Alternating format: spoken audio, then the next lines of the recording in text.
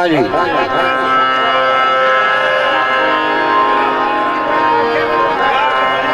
रियाज साहब जिस वे नहीं वाला अपने गुलाम नूं नाल लैके बाबे तुले दे दुकान ते पहुंच जाता है, जाके सलाम देंदा है ते बाबा तुला पूछदा है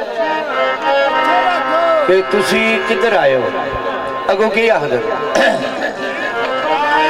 करके चल सलाम कलाम तुल्ला आखे जी आया जी खुशहाल होया।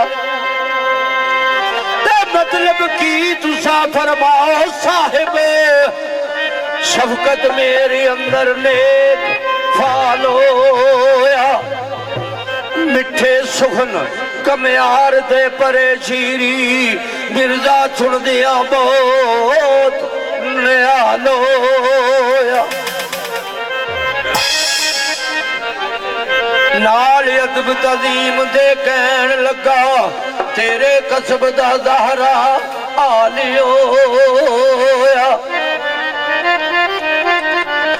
ते सुन के धूम शारा तेरे पांडिया दा सानू लैन दा शौक कमाल होया।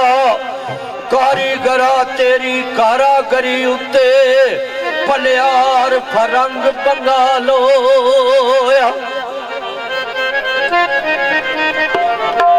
सुनिया चीनीए भी खरीदार तेरे फिरदा बल्ख भी अज हलाल होया।